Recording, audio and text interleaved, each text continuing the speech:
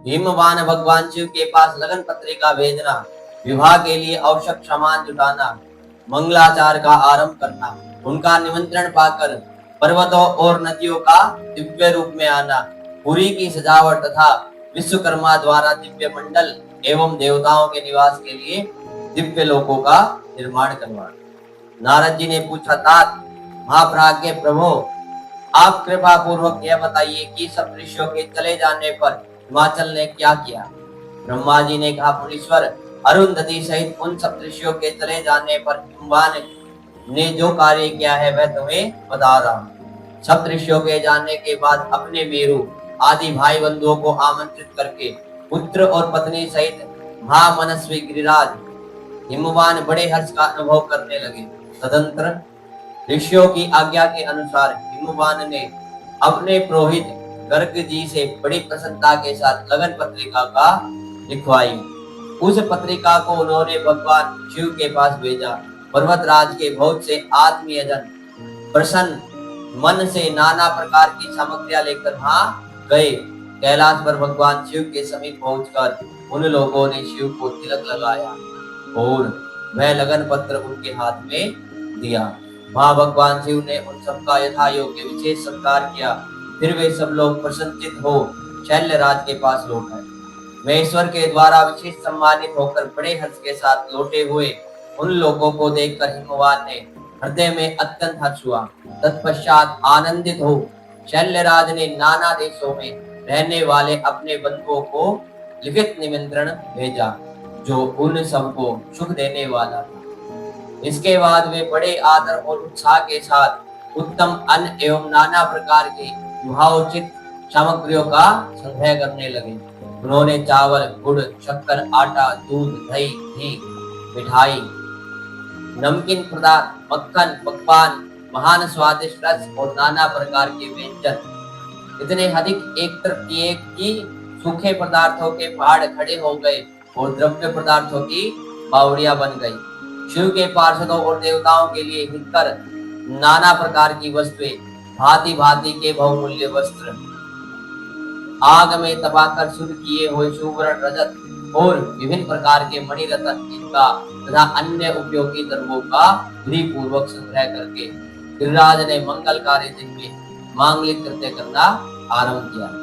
पर्वतराज के घर की स्त्रियों ने पार्वती का संस्कार करवाया। भांति भांति के आभूषणों से भूषित हुई राजभवन की उन सुंदरी स्त्रियों ने सानंद मंगल कार्य का संपादन किया। नगर के ब्राह्मणों की स्त्रियों ने स्वयं बड़े हर्ष के साथ लोकाचार का अनुष्ठान किया। उसमें मंगल पूर्वक भांति भांति के उत्सव मनाए गए। हर्ष भरे हृदय से उत्तम मंगलाचार का संपादन करके हिमालय भी सर्वतोभावे बड़े प्रसन्न हुए और अपने निमंत्रित बंधुओं जनों के आगमन की उत्सुकता पूर्वक प्रतीक्षा करने लगे। इसी बीच में उनके निमंत्रित बंधु बांधव आने लगे। देवताओं के निवास भूत गिरिराज सुमेरु दिव्य रूप धारण करके नाना प्रकार के मणियों तथा महारत्नों के यत्न पूर्वक साथ ले अपने स्त्री पुत्रों के साथ हिमालय के घर आए। मद्रांचल, अस्ताचल, उद्याचल, मल्य, दरदूर, निषद, गंधमादन, करवीर, महेंद्र, पारियात्र, क्रोंच, पुरुषोत्तम शैल, नील, त्रिकुट, चित्रकूट, वैकंठ, श्रीशैल, लोकामुख, नारद, विंध्य, कालंजर, कैलाश तथा अन्य पर्वत दिव्य रूप धारण कर अपने स्त्री पुत्रों के साथ बहुत सी भेंट सामग्री ले वहां उपस्थित हुए। दूसरे द्वीपों में तथा यहाँ भी जो पर्वत हैं वे सब हिमालय के घर पधारे। शिवा और शिव का विवाह है यह जानकर सबने बड़ी प्रसन्नता के साथ वहां पदार्पण किया। सोनभद्र आदि नद और संपूर्ण नदियां दिव्य नर नारियों के रूप धारण कर नाना प्रकार के अलंकारों से अलंकृत हो शिव पार्वती का विवाह देखने के लिए आए। गोदावरी, यमुना, सरस्वती, वेणी, गंगा, नर्मदा तथा अन्य श्रेष्ठ सरिताएं भी बड़ी प्रसन्नता के साथ हिमवान के यहाँ आई। उन सब के आने से हिमालय की दिव्यपुरी सब ओर से भर गई। वह सब प्रकार की शोभाओं से संपन्न थे। वहां बड़े बड़े उत्सव हो रहे थे। ध्वजा पताकाएं फहरा रही थी। बंधन वारों से उसकी हर एक शोभा होती थी।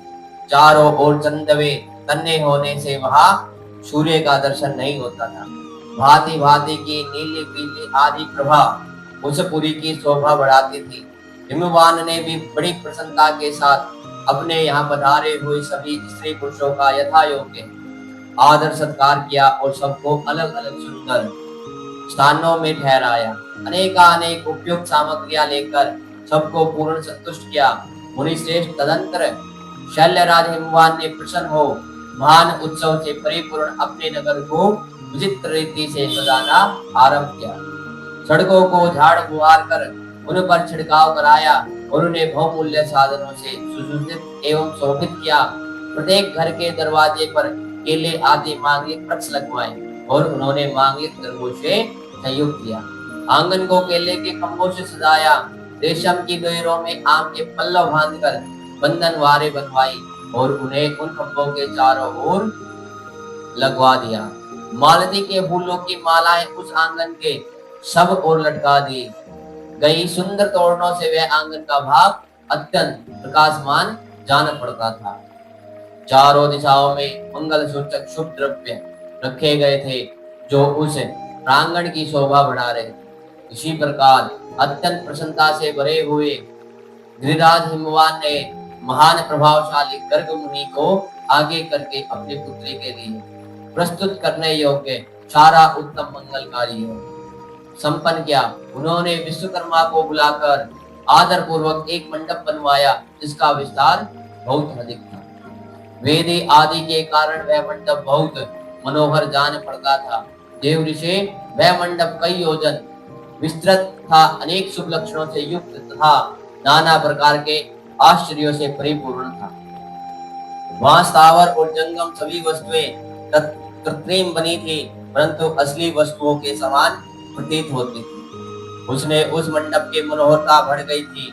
वहां सब और ऐसी अद्भुत वस्तुएं थी जो उस मंडप का सर्वस्व जान पड़ती थी। नाना प्रकार की निराली वस्तुओं का चमत्कार वहां छा रहा था। वहां की स्थावर वस्तुओं से जंगम और जंगम वस्तुओं से स्थावर पराजित हो रहे थे अर्थात वे एक स्थावर पराजित हो रहे थे अर्थात वे एक दूसरे से बढ़कर शोभाशाली और चमत्कार पूर्ण दिखाई देते थे। उस मंडप की स्थल भूमि जल से पराजित हो रही थी अर्थात चतुर से चतुर मनुष्य भी यह नहीं जान पाते थे कि इसमें कहाँ जल है और कहाँ स्थल।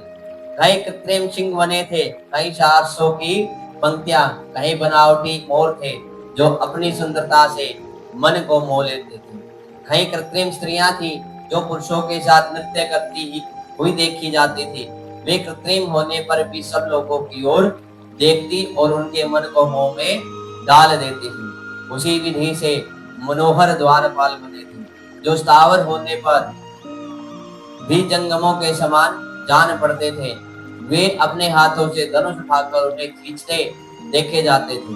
द्वार पर कृत्रिम महालक्ष्मी खड़ी रहती थी। इनकी रचना अद्भुत थी। वह समस्त शुभ लक्षणों से संयुक्त दिखाई देती थी। उन्हें देखकर ऐसा जान पड़ता था मानो क्षीर सागर में साक्षात लक्ष्मी ही आ गई हो। उस मंडप में स्थान स्थान पर सजे सजाए कृत्रिम हाथी खड़े किए गए थे जो असली हाथियों के समान ही प्रतीत होते थे। घुड़सवारों सहित घोड़े और हाथी सवारों सहित हाथी बनाए गए थे। जहां रथियों सहित रथ बने थे जो कृत्रिम औषधों से ही खींचे जाते थे। उन्हें देखकर लोगों का बड़ा आश्चर्य होता था। इनके सिवा दूसरे दूसरे कृत्रिम वाहन भी वहां खड़े थे। पैदल सिपाहियों की कृत्रिम सेना भी वहां मौजूद थी। उन्हें प्रसन्नचित्त वाले विश्वकर्मा ने देवताओं और मुनियों को भी मोह आश्चर्य में डालने के लिए वहां ऐसी अद्भुत रचनाएं की थी। मंडप के सबसे बड़े फाटक पर कृत्रिम नदी खड़ा था जो शुद्ध स्फटिक मणि के समान उज्जवल कांति से सुशोभित होता था। भगवान शिव के वाहन नंदी की जैसी आकृति है ठीक वैसा ही वह भी था।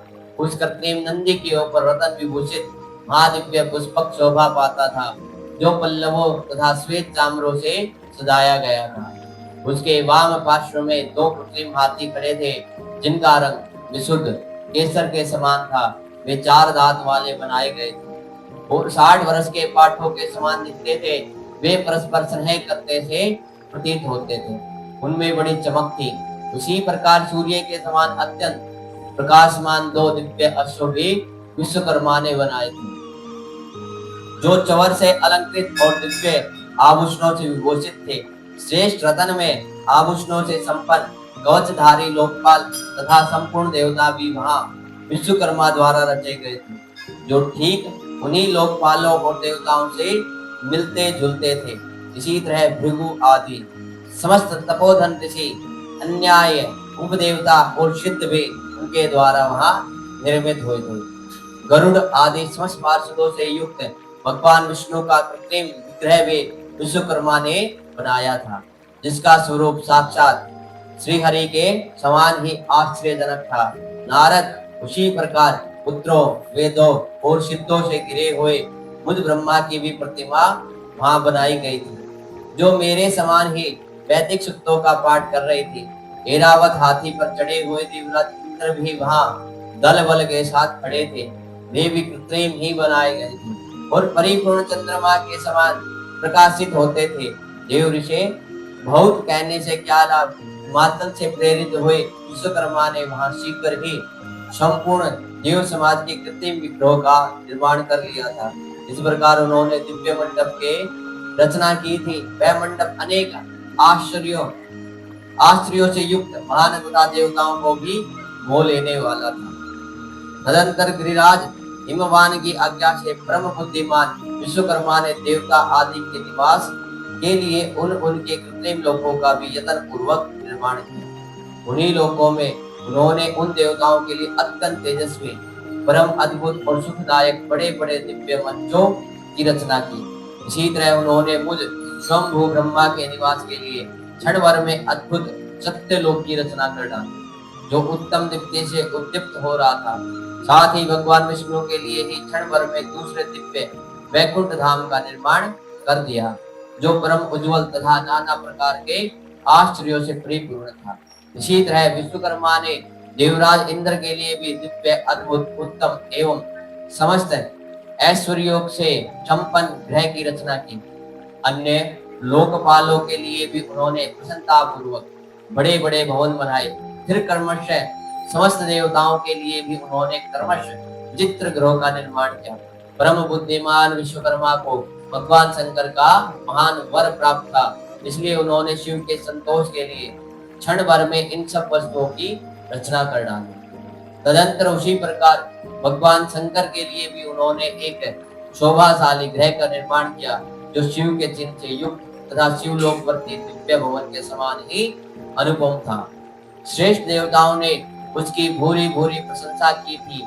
वह परम उज्जवल महान प्रभा पुंज से उद्भासित उत्तम और अद्भुत था। विश्वकर्मा ने भगवान शिव की प्रसन्नता के लिए वहां ऐसी अद्भुत रचना की थी, जो परम उज्जवल होने के साथ ही साक्षात महादेव जी को भी आश्चर्य में डालने वाली थी। इस प्रकार यह सारा लौकिक व्यवहार करके हिमाचल बड़ी प्रसन्नता के साथ भगवान शंभु के शुभागमन की प्रतीक्षा करने लगे। देव ऋषि, हिमालय का यह सारा आनंददायक वृतांत मैंने तुमसे कह सुनाया है। अब और क्या सुनना चाहते हो?